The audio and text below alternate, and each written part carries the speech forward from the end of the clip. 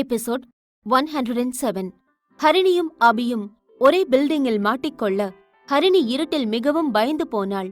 அப்பொழுது அவள் அபியின் ஆபீஸ் தரத்தை பற்றி பேச அதில் கடுப்பான அபி அவளை முறைத்து, ஹே, என்ன பேசுறேன்னு தெரிஞ்சுதான் பேசிட்டு இருக்கியா நீ என கேட்டான். எதுக்காக இப்படி சொல்ற என்றவளிடம், ஆமா, இவ்ளோ பெருசா வளர்ந்திருக்க, பெரிய பெரிய வேலையெல்லாம் பாக்குற, அப்படி இருந்தும் இருட்டுக்கு பயப்படுறியே, உனக்கு கொஞ்சம் கூட அறிவே இல்லையா என கேட்க, அட, இது என்னடா நியாயமா இருக்கு, நான் பெரிய ஆளானா இருட்டுக்கு பயப்படக்கூடாதா என பதிலளித்தாள். அதே மாதிரிதான் இது, பெரிய பில்டிங்கா இருக்குன்னா இங்கெல்லாம் பவர் கட் ஆக கூடாதா? எல்லா பில்டிங்லயும் பிரச்சனை வரதான் செய்யும், அதுக்காக நீ என்னோட கம்பெனியை வேஸ்ட்னு சொல்லுவியா என கேட்க, ஹரிணி எதுவும் பேசாமல் அமைதியாக இருந்தாள். இங்க பாரு, நடந்து வரதா இருந்தா வா, இல்லனா சும்மா இங்க நில்லு, அப்புறம் அத பார்த்து பயந்தேன் இத பார்த்து பயந்தேன்னு கத்துனா நான் உன்னை திரும்பி கூட பார்க்க மாட்டேன் என்றவன் நடக்க ஆரம்பிக்க ஹரிணியும் அவன் பின்னால் நடந்தாள். அப்பொழுது அவளுடைய காலில் ஒரு பிளாஸ்டிக் பாட்டில் பட்டு இடறி கீழே விழப் போகும் பொழுது அபி அவளை சட்டென்று திரும்பி பிடித்துக் கொண்டான். அவன் அவளுடைய இடையை இறுக்கி அணைத்து பிடித்திருந்ததால் அதில் பலவித வித்தியாசமான உணர்வுகளை உணர்ந்த ஹரிணி என்ன பேசவென்றே தெரியாமல் அவனை பார்க்க அபியும் அவளைத்தான் பார்த்து கொண்டிருந்தான். நிலா வெளிச்சத்தில் இருவருடைய முகமும் தெரிந்தது. ஹரிணிக்கு நீண்ட நாட்களுக்கு பிறகு அபியுடைய ஸ்பரிசம் மிகவும் வித்தியாசமாக இருந்தது. அவள் அவனை பார்த்து எதுவும் பேசாமல் இருக்க அபியும் அவளை விடுவதாக இல்லை. அவனுடைய பார்வையில் தன்னை தொலைத்த ஹரிணி தாங்கள் இருவரும் இப்பொழுது ஒன்றாக இல்லை என்பதை கூட மறந்துவிட்டு அவனுக்கு முத்தம் கொடுக்கலாம் என அருகே வர, அப்போது அபி சட்டென்று அவளை விட்டு விலகி, இங்க பாரு, உனக்கு மூளைதான் வேலை பார்க்காதுன்னு பார்த்தா கண்ணும் வேலை செய்யாது போல, ஒழுங்கா பார்த்து நட, அடுத்த வாட்டி நான் வந்து ஹெல்ப் பண்ண மாட்டேன் என சொல்லிவிட்டு நடந்தான். அவன் அப்படி பேசிவிட்டு செல்வதை பார்த்த ஹரிணிக்கு குழப்பமானது. என்ன நினைச்சிட்டு இருக்கான் இவன்? பண்றத பார்த்தா நமக்கு தானே கோபம் வரணும், ஆனா இவ எதுக்கு நம்ம கிட்ட கோவிச்சுக்கிட்டு போறான் என நினைத்தவள் அமைதியாக நடந்து செல்ல ஆரம்பித்தாள். அவள் இப்போது முன்பு போல பயப்படவில்லை. அபியிடம் தன்னை கொஞ்சம் கூட குறைந்தவளாக அவள் காட்டிக்கொள்ள விரும்பவில்லை. எனவே அவள் அமைதியாக நடந்து செல்ல அபி அங்கே நின்று சிகரெட் பிடித்துக் கொண்டிருந்தான். அதை பார்த்தவள் அபி அருகே வந்து, ஏன் அப்பு என பேச ஆரம்பிக்க அவள் அப்பு என்று அழைத்ததிலேயே கோபம் கொண்ட அபி, இங்க பாரு ஹரிணி, தேவையில்லாம என்ன வேற பேரை சொல்லி கூப்பிடுற வேலையெல்லாம் வச்சுக்காத, எனக்குன்னு ஒரு பேர் இருக்கு, ஏதாவது கேட்கணும்னா என்னோட பேரை சொல்லி கேளுங்க என சொல்ல, சாரி சார், நான் தெரியாம உங்களை வேற பேர் சொல்லி கூப்பிட்டுட்டேன், இப்ப நான் கேக்குற கேள்விக்கு பதில் சொல்லுங்க. மிஸ்டர் அபிமன்யு கண்ணா, நீங்க எதுக்காக டாக்டர் வேலையை விட்டீங்கன்னு நான் தெரிஞ்சுக்கலாமா என கேட்டாள். அவள் அப்படி கேட்டதும் அபியின் கோபம் இன்னும் அதிகமானது. இங்க பாரு, தேவையில்லாம பேசிட்டு இருக்காத, உனக்கு என்ன ஊர்ல வேற டாக்டரா இல்ல ட்ரீட்மெண்ட் பாக்குறதுக்கு? ஏன் நான் தான் ட்ரீட்மெண்ட் பண்ணணும்னு எதிர்பார்க்கறியா? எதுக்காக நீ இப்போ நான் டாக்டர் ஆகலங்கிற காரணத்தை தெரிஞ்சுக்க ட்ரை பண்ற? நீதான் உன் வாழ்க்கையில பிஸியாகிட்டல்ல, அப்புறம் என்ன என கேட்க, அபி, நீ இப்ப பண்றதெல்லாம் பார்த்தா எனக்கு எப்படி தெரியுமா இருக்கு, இங்க வேற யாருக்கும் ட்ரீட்மெண்ட் தேவையில்லை, உனக்கு தான் ட்ரீட்மெண்ட் தேவை, நீ எதுக்காக இந்த மாதிரி உன்னையே கஷ்டப்படுத்திட்டு இருக்க என்று கேட்டாள். அதை கேட்டவன், எனக்கு எது பிடிச்சிருக்கோ நான் அதை பண்றேன், உனக்கு என்ன பிரச்சனை, நீ உன் வேலையை மட்டும் பாரு என்றான். நான் என் வேலையை தான் அபி பாக்குறேன், எனக்கு என்னவோ நீ எனக்காகவும் கிறிஷுக்காகவும் தான் இந்த வேலையை விட்ட மாதிரி இருக்கு. உனக்கு டாக்டர் வேலை தான் பிடிக்கும்னா நீ அதை தான் பண்ணணும், எங்களுக்காக நீ எந்த தியாகமும் பண்ண தேவையில்லை, நீ இப்படி தியாகம் பண்ணிதான் நாங்க சந்தோஷமா இருக்கணுங்கிற அவசியமும் எங்களுக்கு இல்ல என்றாள் ஹரிணி. உடனே அபி, ஓஹோ, உனக்கு அப்படி வேற ஒரு எண்ணம் இருக்கா?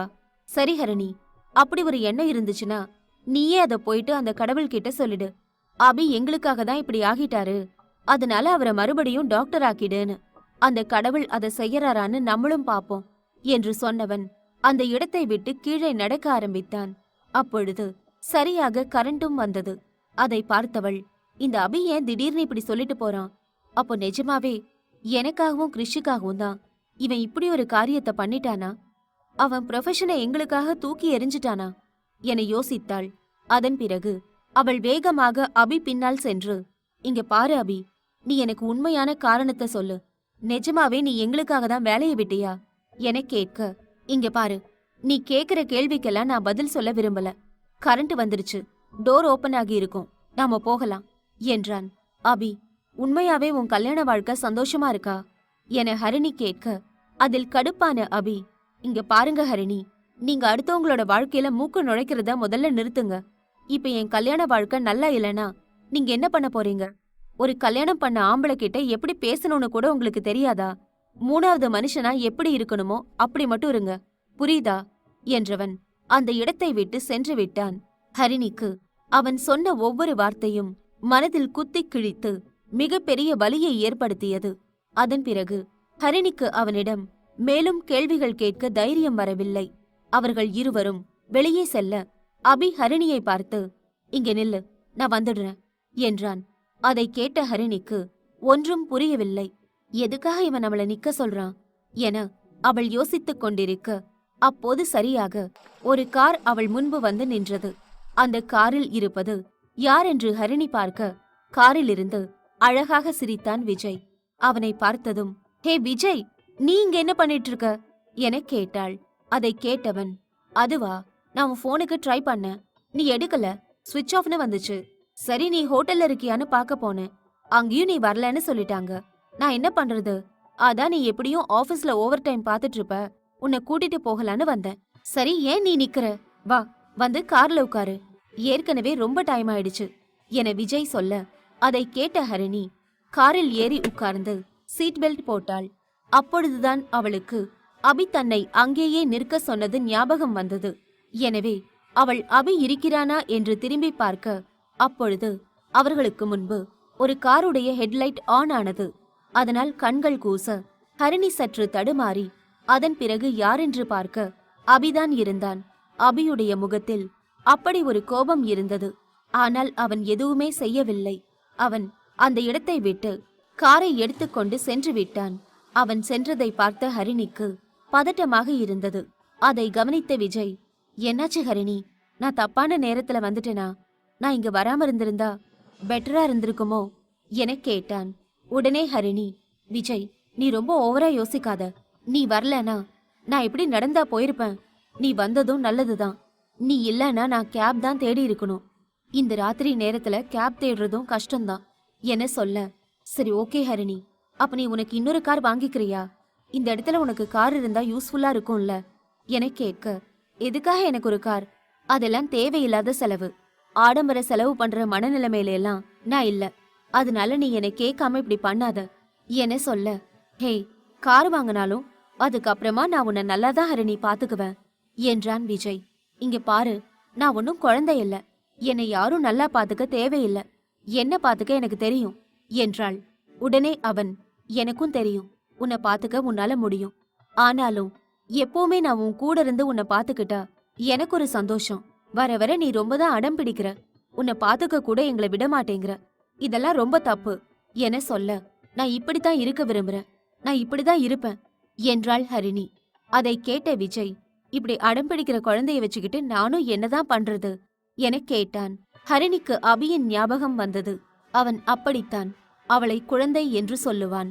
இப்பொழுது அதை இவனும் சொல்ல ஹரிணி மீண்டும் அபியைத்தான் நினைத்தாள். ஆனால் அவன் அவளை நினைக்கும் நிலையில் இல்லை என்பதும் அவளுக்கு புரிந்தது. அப்பொழுது விஜய் அவளை பார்த்து, ஏன் ஹரிணி கார் வேணான்னு சொல்ற? நான் உன்னை பாத்துக்க கூடாதுன்னு நினைக்கிறல்ல, அப்ப நீயே கார் வாங்கி ஓட்டலாம்ல என கேட்க, இல்ல, நான் கார் ஓட்டுனது எல்லாமே பிரான்ஸ்ல தான். இந்த ஊருக்கும் அந்த ஊருக்கும் நிறைய வித்தியாசம் இருக்கு. நான் பாட்டுக்கு ஏதாவது பண்ண போய் பிரச்சனை வந்துட போகுது, எதுக்கு தேவையில்லாத வம்பு என சொன்னாள். உடனே அவன், இதுதான் தப்பு, என்னவோ காரே ஓட்ட தெரியாத மாதிரி சீன் போட்டுட்டு இருக்க, நீ கார் நல்லா தானே ஓட்டுவ, அப்புறம் என்ன என கேட்க, உடனே அவள், ஆமா, நான் கார் நல்லா தான் ஓட்டுவேன், ஆனா இந்த ஊர்ல கார் ஓட்டுறது ஒரு தனி கலை தான். நான் பாட்டுக்கு தெரியாதனமா யார் மேலேயாவது மோதி ஆக்சிடென்ட் ஆகி எனக்கே ஏதாவது ஆகி நான் மட்டும் மண்டைய போட்டேன்னு வச்சுக்கோ, என்னை மயானத்துக்கு அழைச்சிட்டு போறது வரைக்கும் நீ தான் பண்ணணும். அப்புறம் டெய்லி நீ தான் எனக்கு பூ வாங்கிட்டு வந்து தரணும். அந்த கஷ்டம் எல்லாம் உனக்கு வேணுமா என சொன்னாள்.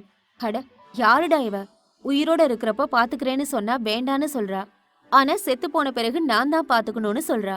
என்னமா உனக்கு பிரச்சனை என கேட்க, அட பாவி, இருந்தாலும் பேச்சுக்காவது நீ சாகாதன்னு சொல்றியா? அதை விட்டுட்டு செத்து போனா வந்து பாப்பேன்னு சொல்லிட்டு இருக்க, உன்னெல்லாம் என்ன பண்றது என கேட்க, அட நீ வேற, நீ இந்த விஷயத்த சொன்ன உடனே எனக்கு அபி சார் தான் ஞாபகம் வந்தாரு.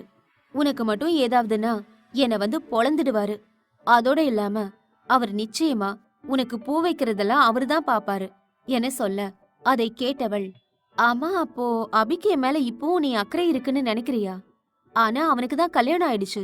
அவன் என் மேல இப்போ இன்ட்ரெஸ்ட் இல்லாத மாதிரி தான் இருக்கான் என சொன்னாள். அதற்கு அவன், உனக்கு அப்படியா தெரியுது? எனக்கு என்னமோ அவரை பார்த்தா அப்படி தெரியல. அவருக்கு உண்மையாவே உன் மேல ஒரு தனி இஷ்டம் இருக்கதான் செய்யுது. இப்ப கூட என்ன முறைச்சிட்டு தானே போனாரு. அதெல்லாம் பொறாமை இல்லாமலா என கேட்க, உடனே அவள், எனக்கு அப்படி தோணல. சரி, நாம இத பத்தி பேச வேண்டாம். நீ காரை ஸ்டார்ட் பண்ண கிளம்பலாம் என சொல்ல, விஜய் காரை ஸ்டார்ட் செய்து அங்கே இருந்து சென்றான். செல்லும் பொழுது ஹரிணியை பார்த்து, ஹரிணி, இந்த மாதிரி காவேரி மேடமோட பர்த்டேவை வச்சு ஒரு பார்ட்டி மாதிரி அரேஞ்ச் பண்ணிருக்காங்க. ஆக்சுவலி அந்த பார்ட்டிக்கு நம்மளையும் இன்வைட் பண்ணிருக்காங்க. சோ நீ என் கூட வரியா என்று கேட்டான். காவேரியின் பெயரை கேட்டதுமே ஹரிணிக்கு மிகவும் கஷ்டமாக இருந்தது. அவள் விஜயை பார்த்து, இங்க பாரு விஜய், உன்கிட்ட சொல்றது எப்படின்னு எனக்கு தெரியல. ஆனா நீ நினைக்கிற அளவுக்கு அந்த காவேரி ஒன்னும் நல்லவங்க இல்ல. அதோட நானே நேர்ல போயிட்டு அவங்களுக்கு நல்ல விஷயமா பேசி ஒரு gift கொடுத்தாலும் அவங்க அதை வச்சு ஒரு பெரிய பிரச்சனை கிளப்பதான் பாப்பாங்க. அதனால அதெல்லாம் செட் ஆகாது என்றாள். அதை கேட்டவன், ஆனா நீ தனியா இருந்தா உனக்கு ரொம்ப போர் அடிக்குமே, நீ ஃபீல் பண்ணுவியே, பரவாயில்லையா என கேட்க, அட நீ வேற, அங்க வந்து அந்த காவேரிய பார்த்து கடுப்பாகிறதுக்கு நான் தனியாவே இருந்துருவேன். இவங்களையெல்லாம் பார்க்க முடியாது என சொன்னாள். அதை கேட்டவன், சரி அப்போ ஓகே. ஆனா நம்ம டீம்ல இருக்க எல்லாருமே அந்த பார்ட்டிக்கு போக தான் போறாங்க. நீயும் வந்தா பெட்டரா இருக்கும். நீ வரலனாலும் பரவாயில்ல. ஆனா வீட்ல சேஃபா இரு. உனக்கு ஏதாவது வேணும்னா எனக்கு உடனே கால் பண்ணு. நான் வந்துருவேன். அதோட நாளைக்கு உன் கூட ஷீலாவையும் என்னால இருக்க சொல்ல முடியாது. நான் அவங்கள அனுப்பி வச்சிடுவேன். அதனால உனக்கு ஏதாவது வேணும்னா நீ என்னதான் கூப்பிடணும், ஓகேவா என சொல்ல, ஹரிணியும் சரி என்று தலையசைத்தாள். அதன் பிறகு விஜய் அவளை வீட்டிற்கு அழைத்து சென்றான். அடுத்த நாள் பார்ட்டிக்காக விஜய் சென்றுவிட ஹரிணி மட்டும் வீட்டில் தனியாக இருந்தாள். இங்கு பார்ட்டி மிகவும் கோலாகலமாக நடந்தது. காவேரி தன்னுடைய பிறந்த நாளை ஆடம்பரமாக கொண்டாட வேண்டும் என்பதால் இன்று அவர் அதற்கான பார்ட்டியை ஏற்பாடு செய்திருந்தார். அதனால் அந்த இடத்தில் நிறைய பணக்காரர்கள் வந்திருந்தார்கள். பலரும் சந்தோஷமாக பேசி சிரித்திருக்க, பலர் தங்களுக்கு ஏதாவது பிசினஸ் கான்ட்ராக்ட் கிடைக்குமா என்று ஆசையில் இருந்தார்கள். சிலர் ஆடம்பரமான வாழ்க்கையை அனுபவித்துக் கொண்டிருந்தார்கள். இப்படி அந்த இடமே ஜெகஜோதியாக இருந்தது. அதே நேரம் ஹரிணி தன்னுடைய வில்லாவில் தனியாக இருப்பதால் மிகவும் போர் அடித்ததும் தானாக சமைத்து சாப்பிட்டாள். அதன் பிறகும் அவளுக்கு மிகவும் போர் அடித்ததால் வேறு வழியே இல்லாமல் அவள் பீச்சுக்கு சென்றாள். ஆனால் ஹரிணிக்கு அப்பொழுது தெரியாத ஒரு உண்மை என்னவென்றால், காவேரியின் பர்த்டே பார்ட்டியும் அந்த இடத்தில்தான் நடந்து கொண்டிருக்கிறது என்று.